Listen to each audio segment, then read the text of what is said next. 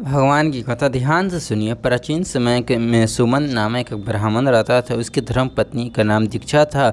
इन दोनों ब्राह्मण दंपतियों के पास एक अद्भुत सुंदरी धर्मपरायण तथा ज्योतिर्मयी कन्या थी, जिसका शुभ नाम सुशीला था। जब उनकी पुत्री सुशीला थोड़ी बड़ी हो गई तब उसकी माता दीक्षा की मृत्यु हो गई। अपनी पत्नी की मृत्यु के उपरांत सुमंत ने दूसरा विवाह कर लिया, जिसका नाम कर्कशा था। अपने नाम में के एक साथ इसका स्वभाव बेहद कर्कश था। इसके साथ ही ब्राह्मण सुमंत ने अपनी कन्या सुशील का विवाह कौंडिन्य ऋषि के साथ कर दिया। कन्या की विदाई के समय कर्कशा ने अपने दामाद के ईंटें और पत्थरों के टुकड़े बांधकर उपहार के रूप में दे दिए।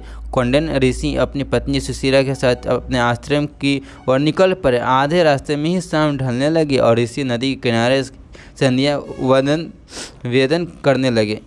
इस बीच सुशीला देखती है कि बहुत सारी महिला किसी देवता की पूजा कर रही। सुशीला ने महिलाओं के पास जाकर पूछा कि वे किस देव की प्रार्थना कर रहे हैं। उनका उत्तर देते हुए लोगों ने उन्हें भगवान अनंत की पूजा करने और इस व्रत रखने के महत्व के बारे में बताया। व्रत के महत्व इस प्रकार सुनने के बाद सुशीला के क्षण उस व्रत का पालन किया और 14 गांठों का एक डोरा बांधकर अपने पति का ऋषि कौंडिन्य के पास चले गए।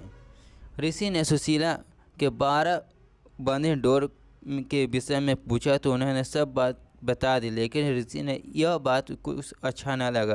पूजा को पवित्र धागे को उनके पास से निकालकर अग्नि में फेंक दिया। इसके पश्चात ही उनकी सारी संपत्ति जो थी वह नष्ट हो गई और वह दंपति गरीब से परेशान रहने लगे। जिससे ऊपर उन्होंने अपनी पत्नी से इसका कारण पूछा तो सुशीला ने अपनी पति को आनंद भगवान का डोरा जलाने वाले दिलाई। इसके पश्चात के लिए ऋषि कौंडिन्य आनंद डोर के ढूंढने वन में चले गए, जहां वह कई दिनों तक भटकते रहे और एक दिन हतोत्साहित होकर वन में भूमि पर गिर पड़े।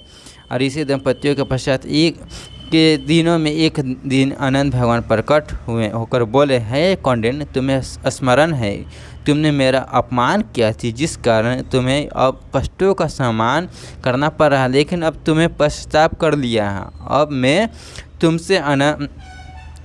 तुमसे प्रसन्न हूँ। जो चाहो वह मांगो, विधि पूर्वक आनंद करो। अपने जीवन में 14 वर्षों तक व्रत करने से तुम्हारे समस्त दुख दूर हो जाएंगे।